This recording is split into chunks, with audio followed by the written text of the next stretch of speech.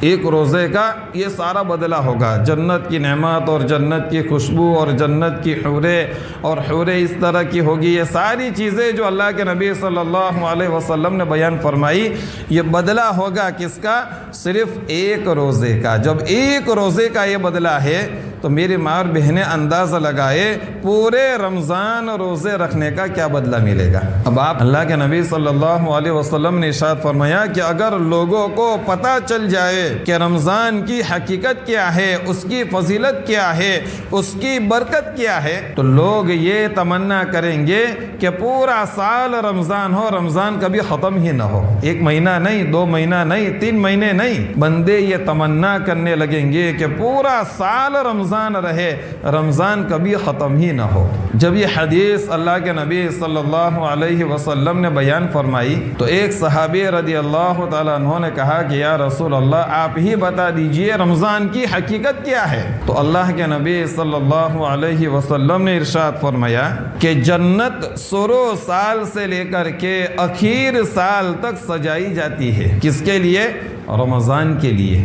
جنت کو شروع سال سے لے کر کے آخر سال تک سجایا جاتا ہے، ڈیکوریشن کیا جاتا ہے، اور کس کے لیے؟ خاص رمضان کے لیے، خاص رمضان کے لیے۔ اور جب رمضان کی پہلی رات ہوتی ہے، اللہ کے نبی صلی اللہ علیہ وسلم ارشاد فرماتے ہیں، بڑی پیاری حدیث بیان کر رہا ہوں میری ماں اور بہنیں، اللہ کے نبی صلی اللہ علیہ وسلم ارشاد فرماتے ہیں کہ جب رمضان کی پہلی رات ہوتی ہے تو اللہ تبارک و تعالیٰ کے عرش کے نیچے سے ایک ہوا چلتی ہے، اور اس ہوا کی وجہ سے جنت کے جو درخت ہے اس کے پتے ہلنے لگ جاتے ہیں۔ پھر جنت یہ درخواست کرتی ہے کہ اے اللہ اپنے بندوں میں سے کچھ بندوں کو ہمارے اندر میں رہنے کے قابل بنا دے، اور جنت کی حوریں یہ درخواست کرتی ہے کہ اللہ اپنے نیک بندوں میں سے کسی بندے کا نکاح ہمارے ساتھ کر دے تاکہ ان کو دیکھ کر کے ہماری آنکھیں ٹھنڈی ہو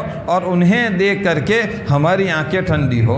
اس کے بعد اللہ کے نبی صلی اللہ علیہ وسلم نے ارشاد فرمایا کہ جب رمضان کا پہلا دن ہوتا ہے تو اللہ تبارک و تعالی جنت کے سارے دروازے کھول دیے جاتے ہیں، سارے دروازے کھول دیتے ہیں، اور جب بندہ روزہ رکھتا ہے تو اللہ تبارک و تعالی جنت کی حور کے ساتھ اس کا نکاح فرما دیتے ہیں۔ اس کے بعد اللہ کے نبی صلی اللہ علیہ وسلم نے جنت کی حور کی کیفیت بیان کی۔ میری ماں بہنیں بڑی پیاری حدیث بیان کر رہا ہوں، اللہ کے نبی صلی اللہ علیہ وسلم نے جنت کی حور کی کیفیت بیان کی کہ جنت کی حور کیسی ہوگی۔ تو اللہ کے نبی صلی اللہ علیہ وسلم نے ارشاد فرمایا کہ جنت کی جو حور ہوگی اس کے بدن کے اوپر 70 قسم کے لباس ہوں گے، یعنی وہ حور جو ہوگی جنت کی وہ 70 قسم کی لباس پہنی ہوئی ہوگی، اور اس کے اندر سے 70 قسم کی خوشبوئیں آتی ہوگی، ہر خوشبو الگ الگ ہوگی۔ ایسا نہیں کہ ساری خوشبو ایک ہی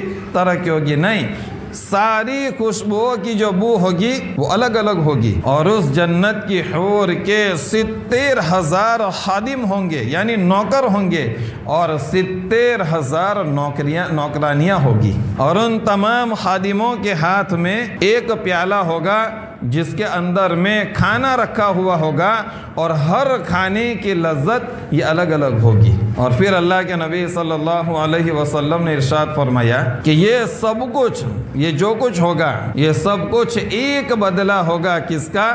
ایک روزے کا۔ ایک روزے کا یہ سارا بدلہ ہوگا، جنت کی نعمت اور جنت کی خوشبو اور جنت کی حوریں اور حوریں اس طرح کی ہوگی۔ یہ ساری چیزیں جو اللہ کے نبی صلی اللہ علیہ وسلم نے بیان فرمائی، یہ بدلہ ہوگا کس کا؟ صرف ایک روزے کا۔ جب ایک روزے کا یہ بدلہ ہے تو میری ماں اور بہنیں اندازہ لگائے پورے رمضان روزے رکھنے کا کیا بدلہ ملے گا۔ اب آپ لوگ یہ کہیں گی کہ یہ ساری چیزیں تو مردوں کے لیے، حور تو ان کو ملے گی، ہمارے لیے تو کچھ ہوا ہی نہیں۔ تو اللہ کے نبی صلی اللہ علیہ وسلم مزید آگے بیان فرماتے ہیں کہ دنیا کی جو عورتیں ہوگی وہ ان ساری جنت کی حوروں کی سردار ہوگی، اور اللہ تبارک و تعالیٰ اتنی خوبصورتی اس کو عطا فرمائیں گے کہ دنیا کی عورتوں عورتوں کے سامنے جنت کی حوروں کی خوبصورتی کچھ نہیں ہوگی۔ اللہ تعالیٰ دنیا کی عورت کو اتنی خوبصورت بنائیں گے اور اسے جنت کے اندر میں جو جنت کی حوریں ہوگی ان جنت کی حوروں کی بادشاہ بنائی جائے گی، ملکہ بنائی جائے گی، اور ان کی جو خاوند ہوں گے، جو شوہر ہوگے، انہیں بھی یہی ساری چیزیں عطا کی جائے گی جو ان کی عورتوں کو جنت کے اندر میں عطا کی جائے گی۔ یہ کس کے بدلے میں ہے؟ رمضان المبارک کے روزے، ایک روزے کے بدلے